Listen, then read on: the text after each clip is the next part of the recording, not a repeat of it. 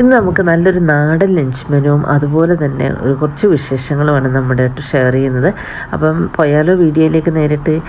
അപ്പോൾ ആദ്യമായിട്ട് വീഡിയോ കാണുന്നവരാണെങ്കിൽ ലൈക്ക് ചെയ്യാനും കമൻറ്റ് ചെയ്യാനും സബ്സ്ക്രൈബ് ചെയ്യാനും മറക്കണ്ട കേട്ടോ. അപ്പോൾ ലഞ്ച് ഉണ്ടാക്കാൻ വേണ്ടുന്ന ഐറ്റംസ് എല്ലാം ആദ്യം തന്നെ ഇങ്ങനെ എടുത്ത് വെക്കും കേട്ടോ. എന്തൊക്കെയാണ് റെസിപ്പി അതനുസരിച്ച് എല്ലാം എടുത്ത് വെച്ചിട്ടാണ് സ്റ്റാർട്ട് ചെയ്യുക. കുക്കറിൽ ആദ്യം തന്നെ വെള്ളം ചൂടാക്കി വെച്ചിട്ടുണ്ട്. ഞാൻ അതിൽ നിന്ന് കുറച്ച് വെള്ളം അരി കഴുകിയിട്ടു. എന്നിട്ട് ഒരു വിസിലടിക്കുന്നവരെ മാത്രമേ വെക്കുള്ളൂ കേട്ടോ. അതിൻ്റെ ഇടയ്ക്ക് എൻ്റെ മോൻ വിശക്കുന്നു എന്ന് പറഞ്ഞു വന്ന് പെട്ടെന്ന് തന്നെ അവന് രാവിലത്തെ ബ്രേക്ക്ഫാസ്റ്റിൻ്റെ ഐറ്റം ഉണ്ടായിരുന്നു, എടുത്തിട്ട് പോയി. ഇനി ഞാൻ ഉച്ചക്കത്തേക്ക് വേണ്ടുന്ന തന്നെ കണ്ടിന്യൂ ചെയ്യുകയാണ്. തോരൻ ഉണ്ടാക്കണം, അതായത് ഉപ്പേരി കേട്ടോ. ഇന്ന് ക്യാരറ്റും അതുപോലെ തന്നെ ബീൻസൊക്കെ മിക്സ് ചെയ്തൊരു തോരനാണ് കേട്ടോ. ആ സമയത്തിനുള്ളിൽ ചോറൊക്കെ റെഡിയായി കിട്ടിയിട്ടുണ്ട്. ഞാൻ ഇതുപോലെയാണ് എടുത്ത് വെച്ച് വെള്ളം എടുത്ത് ഊറ്റി എടുക്കുക ചെയ്യുന്നത് കേട്ടോ. അപ്പോൾ അത് മാറ്റി വെക്കാം. ഇനി നമുക്ക് തോരൻ ഉണ്ടാക്കാൻ വേണ്ടി ചട്ടിയിൽ എണ്ണ ഒഴിച്ചിട്ട് കടുകിടാം. ഞാൻ കടുകിട്ടിട്ടില്ല, കടുക് എൻ്റെ കയ്യിൽ തീർന്നു പോയിരുന്നു. അപ്പോൾ കടുക് ഇട്ട് കൊടുക്കാം കേട്ടോ. അതുപോലെ തന്നെ വറ്റൽമുളക് വേണ്ടവർക്കും ഇട്ട് കൊടുക്കാം. പിന്നെ ജീരകം ചിലരിടും, ഞാൻ ഇടലില്ല കേട്ടോ. ഇതിൻ്റെ അകത്ത് ഞാൻ ആകെ ചേർക്കുന്നത് മഞ്ഞൾപ്പൊടിയും ഉപ്പും ചേർത്ത് ഒന്ന് മിക്സ് ആക്കി ഒരു 5 മിനിറ്റ് മാത്രം ഒന്ന് ആവിയേറ്റും. ഒരുപാട് വേവിക്കുന്നത് എനിക്കിഷ്ടമില്ല, അത് കാരണം അധികം ഞാൻ വേവിക്കലുമില്ല വെജിറ്റബിൾസ് എപ്പോഴും. പിന്നെ കുറച്ചൊരു 1/4 കപ്പ് തേങ്ങയിട്ട് ഇളക്കി എടുത്ത് കഴിഞ്ഞാൽ നമ്മുടെ അടിപൊളിയായിട്ടുള്ള തോരൻ റെഡിയാണ് കേട്ടോ. നിങ്ങളൊന്ന് ട്രൈ ചെയ്ത് നോക്കുള്ളൂ, വളരെ സിമ്പിളാണ്, അത് നല്ല ടേസ്റ്റ് ചെയ്യണം കേട്ടോ. ഇനി കുറച്ച് ചെറിയ ഇല ഉണ്ടായിരുന്നു, അതിൻ്റെ അകത്ത് കുറച്ച് മസാലകൾ മഞ്ഞൾപ്പൊടിയും മുളക് പൊടിയും മല്ലിപ്പൊടിയും ഉപ്പും ചേർത്ത് ഇളക്കി കുറച്ച് വെളിച്ചെണ്ണയും ചേർത്ത് ഇളക്കി മാറ്റി നമുക്കതിനെയും വറുത്തെടുക്കണം കേട്ടോ. ഞാൻ എപ്പോഴും അധികം മസാലകളൊന്നും മീനിൽ ഫ്രൈക്ക് ചേർക്കില്ല, അധികം ഓയിലും ചേർക്കലില്ല. ഇങ്ങനെ ഒരു ഷാലോ ഫ്രൈ ആയിരിക്കും എപ്പോഴും ചെയ്തെടുക്കുക കേട്ടോ.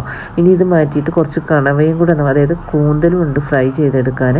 അപ്പോൾ അതും ഞാൻ പെട്ടെന്ന് തന്നെ പാൻ വേറെ വെച്ചിട്ട് അതിൻ്റെ അകത്തേക്ക് നമുക്ക് ഇനി കൂന്തൽ ഫ്രൈ ചെയ്ത് വെക്കാൻ വേണ്ടി കൂന്തൽ ഓയിൽ ഒഴിച്ചിട്ട് അതിൽ കുറച്ച് കൂന്തൽ ഇട്ട് കൊടുക്കും.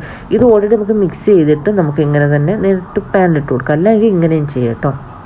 ഇതിൻ്റെ അകത്ത് മുളക് പൊടിയും മഞ്ഞൾപ്പൊടിയും പിന്നെ ഉപ്പും മാത്രം ചേർത്തിട്ട് ഇതുപോലെ വറ്റിച്ചെടുത്തിട്ട് കുറച്ച് കറിവേപ്പില ഇട്ട് നന്നായിട്ട് നമ്മൾ ഇളക്കി ഫ്രൈ ചെയ്തെടുക്കുക ചെയ്യുന്നത് കേട്ടോ. അടിപൊളിയാണ്, ഇതുപോലെ ഒന്ന് ടെസ്റ്റ് ചെയ്ത് നോക്കിക്കോളൂ കേട്ടോ. അതുപോലെ നമ്മുടെ ലഞ്ച് ആ സമയത്തിനുള്ള എല്ലാം റെഡിയാണ്. സാമ്പാർ ഓൾറെഡി ഉണ്ടായിരുന്നു കേട്ടോ. അതും കൂടെയാണ് ഇന്നത്തെ ലഞ്ച്. കാരണം ഇന്ന് ഞാൻ പെട്ടെന്നാക്കി, എനിക്കിന്ന് കുറച്ചധികം പണിയുണ്ട് ഉച്ചയ്ക്ക് ശേഷം. അപ്പോൾ ആ സമയം കൊണ്ട് തന്നെ കിച്ചണൊക്കെ ക്ലീനാക്കി മാറ്റിയിട്ടുണ്ട്. ഞാൻ പറഞ്ഞാൽ നമ്മൾ ഷിഫ്റ്റ് ചെയ്യണമെന്ന്, അപ്പോൾ എല്ലാം വലിച്ച് വരിയിട്ടേക്കാണ്. അപ്പോൾ ആ സമയത്തിനുള്ളിൽ നമുക്ക് ബാക്കിയുള്ളതൊക്കെ റെഡിയാക്കി എടുക്കണം. നാളെയാണ് ഷിഫ്റ്റിങ്. ഇന്ന് ഞാൻ ഇതെല്ലാം ഇങ്ങനെ ഓരോ സെക്ഷനാക്കി മാറ്റി വെച്ചിട്ടുണ്ട്.